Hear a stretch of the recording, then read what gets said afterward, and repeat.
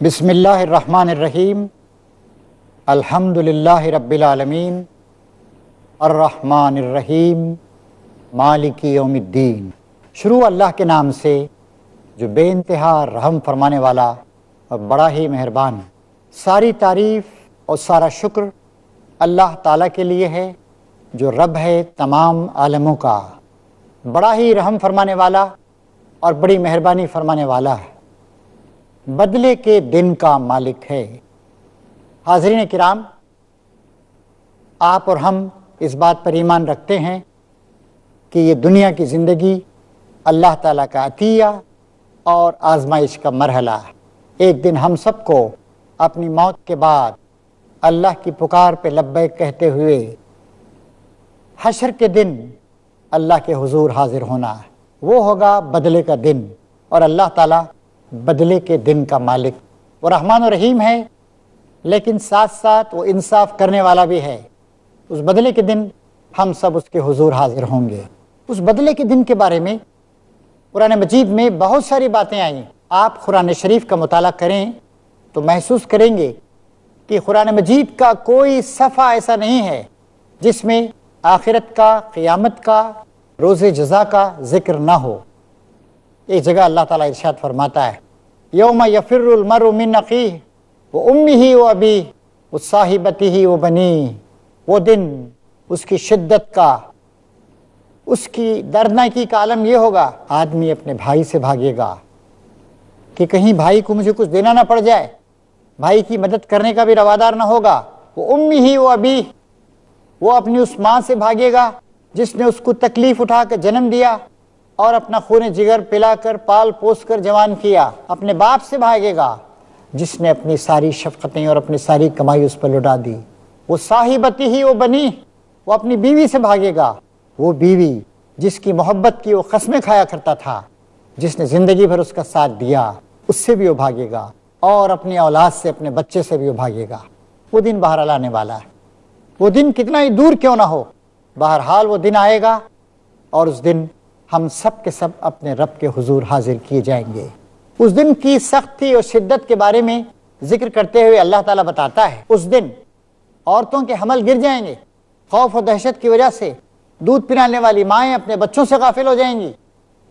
ایک پریشانی ہوگی، ایک دہشت ہوگی، اور لوگ بھاگے جا رہے ہوں گے۔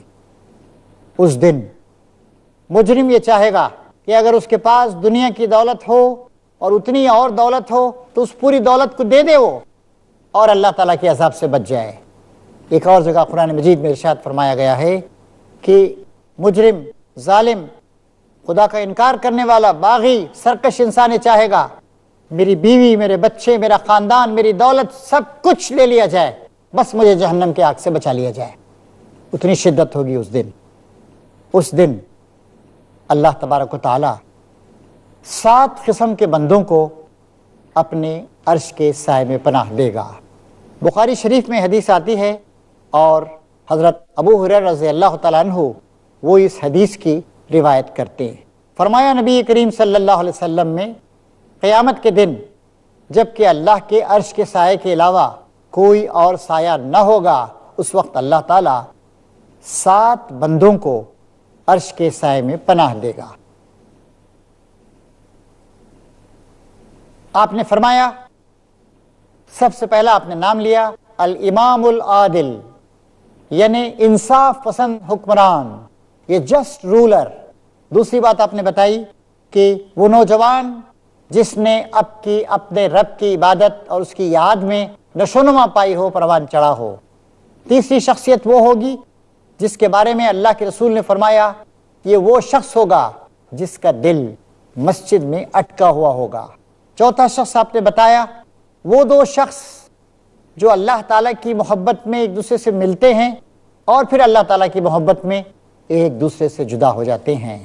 پانچواں وہ شخص ہوگا جو صاحب کردار ہوگا، خدا سے ڈرنے والا ہوگا۔ اگر اسے کوئی صاحب جمال اور صاحب حیثیت عورت بھی برائی کی دعوت دے تو کہے گا کہ نہیں، میں یہ غلط کام نہیں کر سکتا ہوں، میں خدا سے ڈرتا ہوں۔ نمبر 6 آپ نے فرمایا وہ شخص جو اللہ تعالیٰ کے راستے میں صدقہ و خیرات کرتا ہے، لیکن اس خاموش طریقے سے صدقہ و خیرات کرتا ہے کہ اگر وہ داہنے ہاتھ سے دیتا ہے تو اس کے بائیں ہاتھ کو خبر نہیں ہوتی کہ اس نے اللہ تعالیٰ کے راستے میں کیا خرچ کیا۔ اور ساتواں وہ شخص ہوگا جس نے تنہائی کے لمحات میں اللہ تعالیٰ کو یاد کیا اور اللہ کی محبت میں، اللہ کی عظمت کے احساس میں اس پہ ایسا خوف اور ایسی خشیت طاری ہوئی کہ اس کی آنکھوں سے آنسو آ گئے۔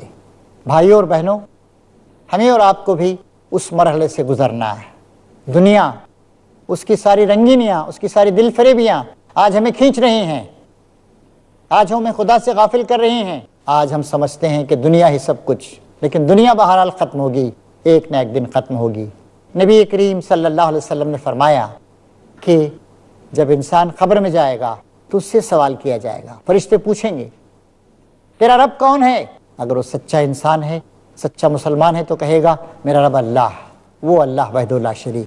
پھر اس سے پوچھا جائے گا کہ تیرا دین کیا ہے؟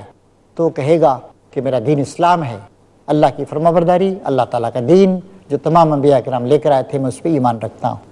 پھر یہ بات بھی آتی ہے کہ اسے ایک امیج دکھائی جائے گی، پوچھا جائے گا یہ کون؟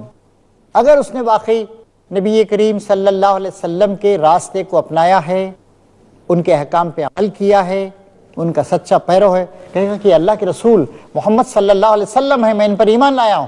ورنہ وہ بتا نہیں سکے گا، کہے گا کہ لوگ ایک بات کہتے تھے، میں نے بھی ایک بات کو کہہ دیا۔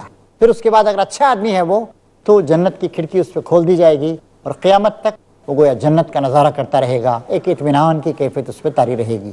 اور اگر برا آدمی ہے تو جہنم کی کھڑکی کھول دی جائے گی اور وہاں جہنم کے برے مناظر کو دیکھ دیکھ کر وہ ڈرتا رہے گا۔ ایک بات اور یاد رکھنے کی یہ ہے کہ انسان کو جو بھی عذاب یا ثواب ہوگا وہ قیامت کے بعد ہوگا۔ ایکچول کوئی عذاب، فزیکل عذاب قبر میں نہیں ہوگا، لیکن ایک تصور، اس کا ایک ڈر، ایک اچھی امید۔ اس کی مثال آپ یوں سمجھیے کہ ایک آدمی اس کو پریزیڈنٹ آف انڈیا یا بادشاہ کو انعام دینا چاہتا ہے اور وہ اس کا مہمان ہے، وہ کیپٹل میں گیا ہوا ہے، راجدھانی میں، اور ایک بہت اچھی ایک مہمان گاہ میں اس کو رکھا گیا ہے، گیسٹ ہاؤس میں۔ اب انعام 3 دن کے بعد ملے گا، لیکن وہ اس انعام کے تصور سے خوش ہوتا رہے گا۔ اسی طریقے سے ایک برا آدمی ہے، اسے ابھی پھانسی نہیں دی گئی لیکن سزا ہو چکی ہے، 1 ہفتے میں پھانسی ملنے والی، تو پھانسی پانے سے پہلے وہ ڈرتا رہے گا، گھبراتا رہے گا، پریشان ہوتا رہے گا۔ تو قبر میں جو کیفیت ہوگی وہ ایسی کیفیت ہوگی۔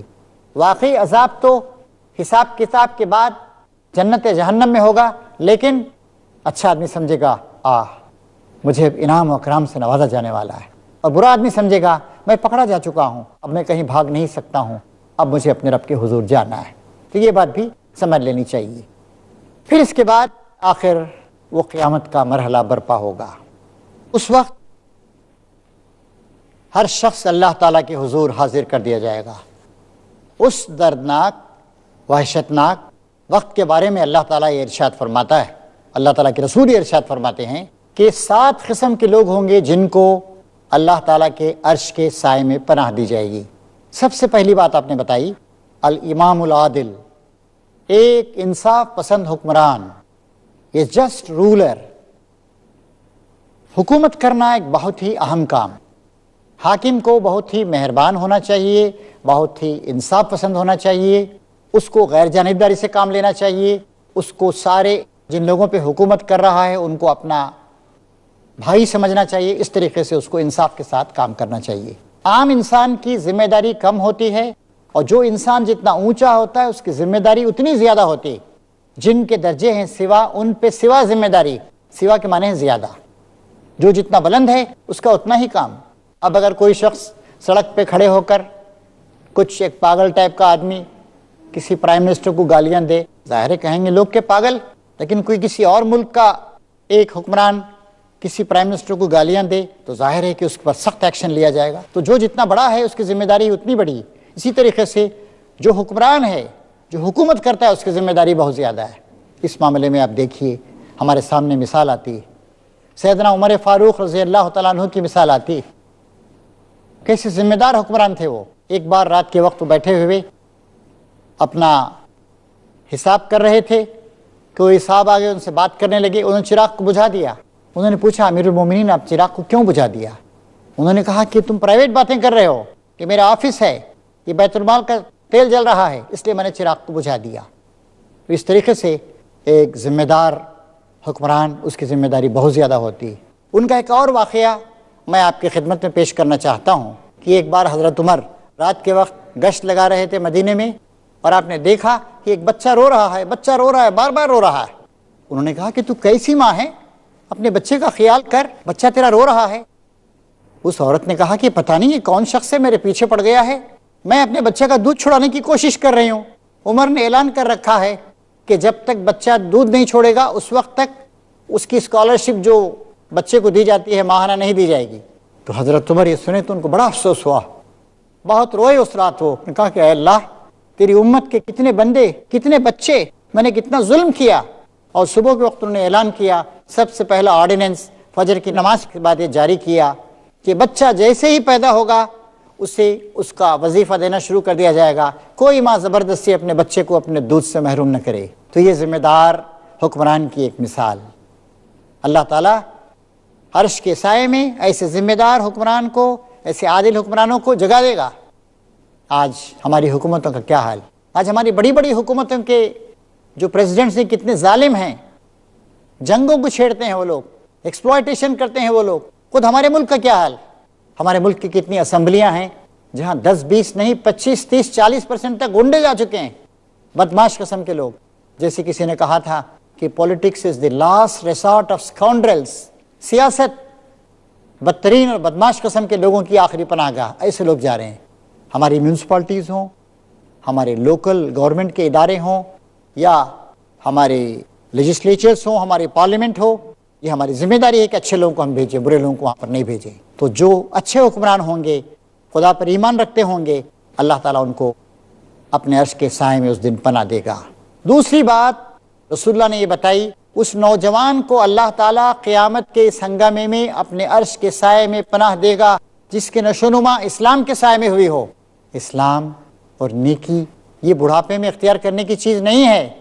ایک بچے کو، ایک نوعمر کو، ایک نوجوان کو، ایک ٹینیجر کو شروع ہی سے اسے ذمہ داری کے ساتھ زندگی گزارنی چاہیے۔ یہ ہمارے نوجوانوں کے لیے ایک بہت اچھی بات ہے، ہمارے بچوں کے لیے اور ان کے ماں باپ کے لیے بھی، کہ ابھی سے وہ اپنی زندگی کو ٹھیک ٹھاک کریں، ابھی سے وہ اللہ تعالیٰ کی اطاعت کریں، عبادت کریں، ابھی سے وہ زمانے کی برائیوں سے بچیں، ابھی سے وہ اخلاق و کردار کا نمونہ بن جائیں۔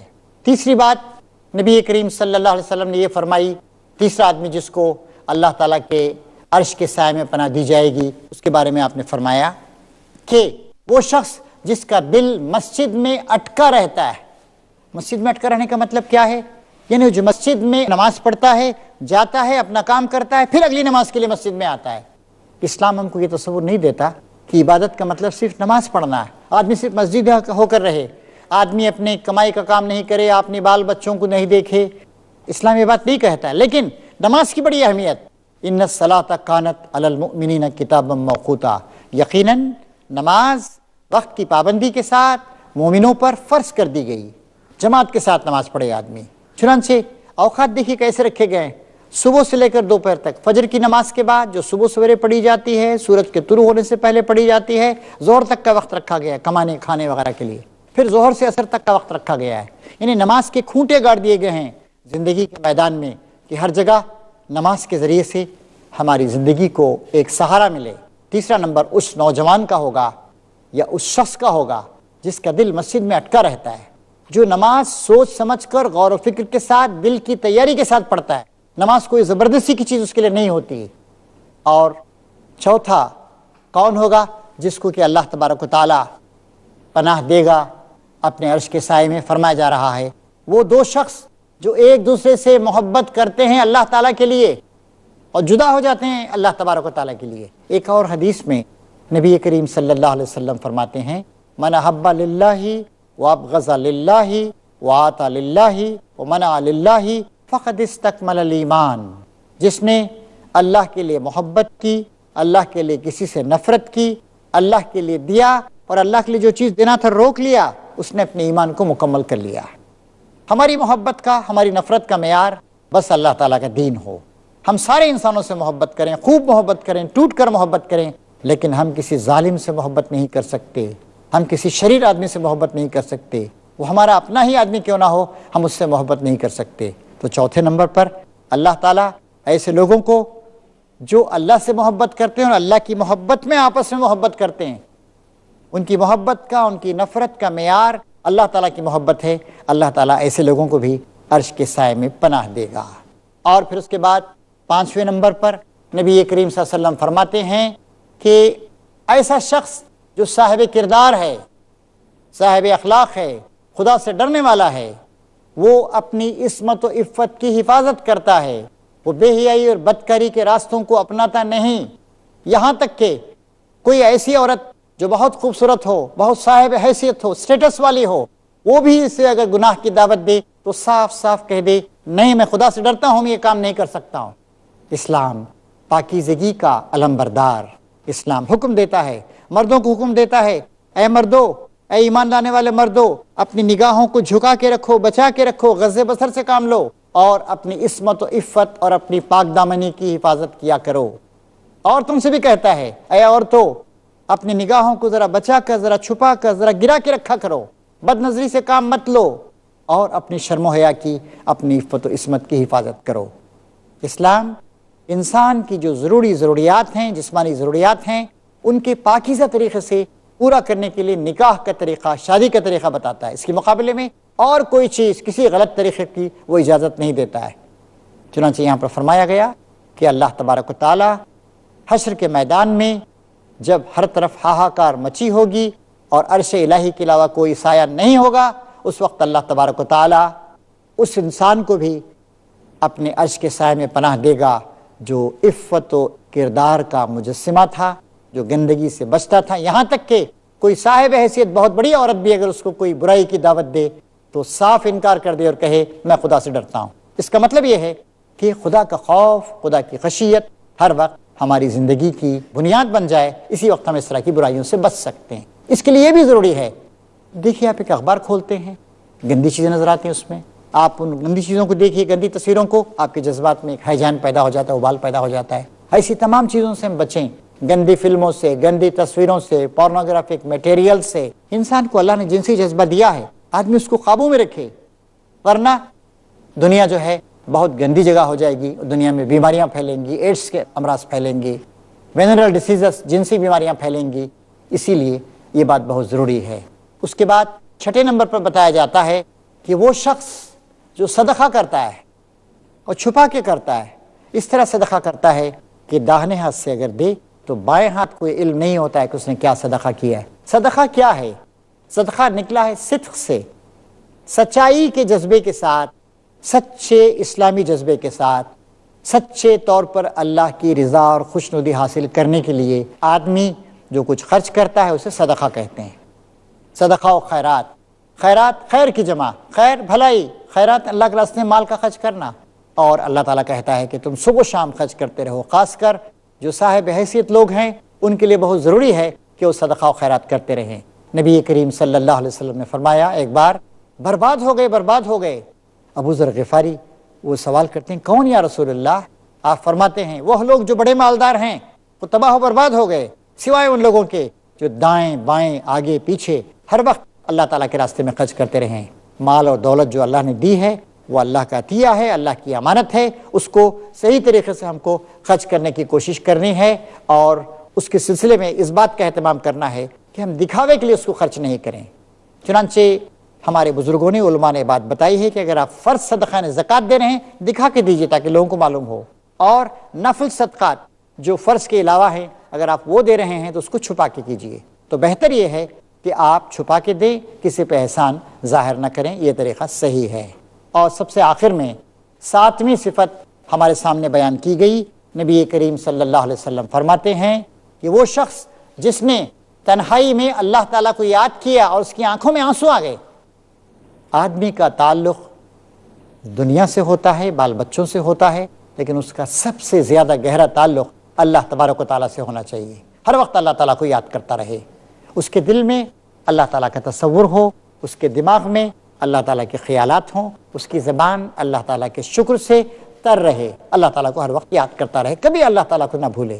اللہ تعالیٰ کہتا ہے فَاذْكُرُونِي أَذْكُرْكُمْ وَاشْكُرُوا لِي وَلَا تَكْفُرُونَ، تم مجھے یاد رکھو میں تمہیں یاد رکھوں گا، اور میرا شکر بجا لاؤ اور کفر نہ کرو، ناشکری کا طریقہ نہ اختیار کرو۔